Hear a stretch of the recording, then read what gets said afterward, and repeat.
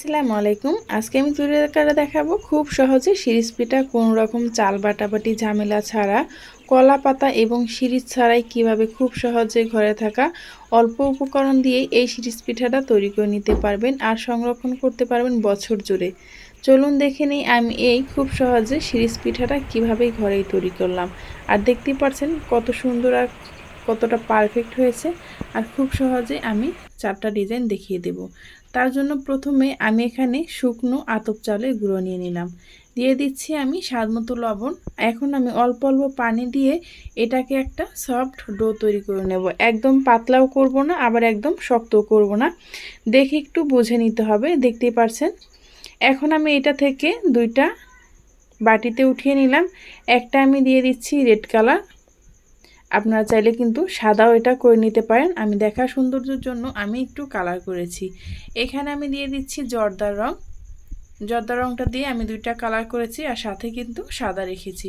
এখন আমি একটা মোটা পলি ব্যাগ নিয়ে নিলাম। আপনারা চাইলে আটা কিংবা লবণের যে কোনো একটা পলি ব্যাগ নিতে পারেন। এখন আমি চামচের সাহায্যে এভাবে কিন্তু একটি গ্লাসের ভিতরে এটাকে দিয়ে এভাবে করে এটার ভিতরে দিয়ে দিচ্ছি। তারপর আমি এটাকে আগে থেকে একটু ছিদ্র করে নিয়েছিলাম কেটে কেচি দিয়ে।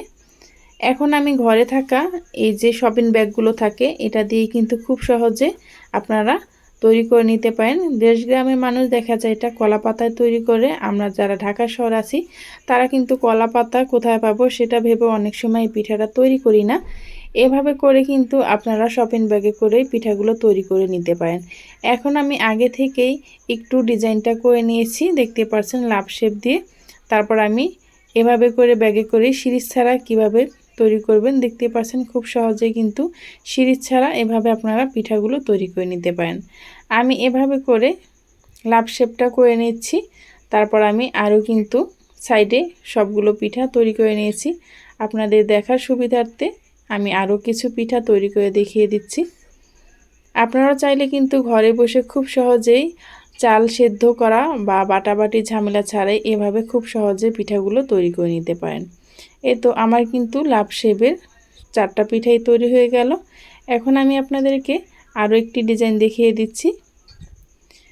যে কোনো কাপড়েই আপনারা নিতে পারেন অথবা সুতি কাপড়ও আপনারা এই পিঠাটা তৈরি করে নিতে পারেন। এভাবে করে আপনারা খুব সহজে যে কোনো ডিজাইনই করে নিতে পারেন। আপনারা যদি এর চাইতে ভালো ডিজাইন পারেন তাহলে কিন্তু করে নিতে পারেন। এই তো একই প্রসেসে আমি কিন্তু সবগুলো পিঠা তৈরি করে নিয়েছি। আর দেখতে পাচ্ছেন খুব সহজে কিন্তু এই পিঠাগুলো তৈরি করা যায় কোনো রকম শিরিষ ছাড়াই। এই তো এখন আমি কিছু গোল শেপে তৈরি করে নিচ্ছি। আমার এই ভিডিওটা যদি আপনাদের কাছে কোনো রকম ভালো লেগে থাকে তাহলে প্লিজ চ্যানেলটি সাবস্ক্রাইব করে পাশে থাকা বেল আইকনটা ক্লিক করে রাখবেন, যাতে করে যে কোনো রেসিপি আপলোড করা মাত্রই আপনার কাছে নোটিফিকেশন পৌঁছে যায়, আপনি দেখে নিতে পারেন খুব সহজে যে কোনো রেসিপি আপলোড করা মাত্রই। এই তো এখন আমি এভাবে করে সবগুলো পিঠা তৈরি করে নিয়েছি। এখন আমি এটাকে একটু ভাপ দিয়ে নেব। যারা ফেসবুক পেজ থেকে দেখছেন চাইলে আমার পেজটি ফলো দিয়ে আমার পাশেই থাকতে পারেন। আগে থেকেই আমি একটি রাইস কুকারে পানি বসিয়ে দিয়েছি।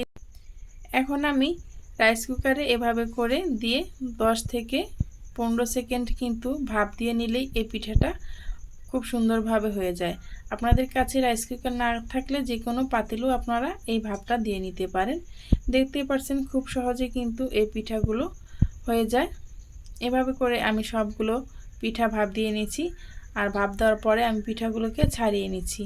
এখন এগুলোকে আমি ফ্যানের বাতাসে শুকিয়ে নেব। রোদে দেওয়ার কোনো ঝামেলা নেই। আপনাদের কাছে যদি রোদের ব্যবস্থা থাকে তাহলে কিন্তু একটু রোদে দিয়ে নিতে পারেন। এই তো এখন আমি এই পিঠাগুলো শুকানোর পর দেখুন কতটা সুন্দর আর কতটা পারফেক্ট হয়েছে। এই অবস্থায় আপনারা কিন্তু সংরক্ষণ করতে পারবেন একটি এয়ারটাইট বক্সে রেখে বছর জুড়ে। আর এখন আমি আমার একটু প্রয়োজন মতো ভেজে নিচ্ছি। আর ভাজার পর দেখুন কতটা সুন্দরভাবে এটা ফুলে গেছে। আর অবশ্যই এই পিঠাগুলো ভাজার সময় একটু খেয়াল রাখতে হবে তেলটা যাতে করে পারফেক্টভাবে গরম হয়, সেই দিকে একটু খেয়াল রাখতে হবে। যদি এটা খুব সুন্দরভাবে গরম না হয় তাহলে কিন্তু পিঠাগুলো খুব সুন্দরভাবে ফুলে উঠবে না। এই তো এভাবে করে আমি সবগুলো পিঠা ভেজে নিয়েছি। আর আপনারা চাইলে এর উপর থেকে একটু চিনি ছিটিয়ে দিতে পারেন, খেতে কিন্তু ভালো লাগবে। এই পর্যন্ত যারা আমার সাথে ছিলেন তাদেরকে জানাই অসংখ্য ধন্যবাদ। পরবর্তী ভিডিও নিয়ে আসা পর্যন্ত সবাই ভালো থাকবেন, সুস্থ থাকবেন। আল্লাহ হাফিজ।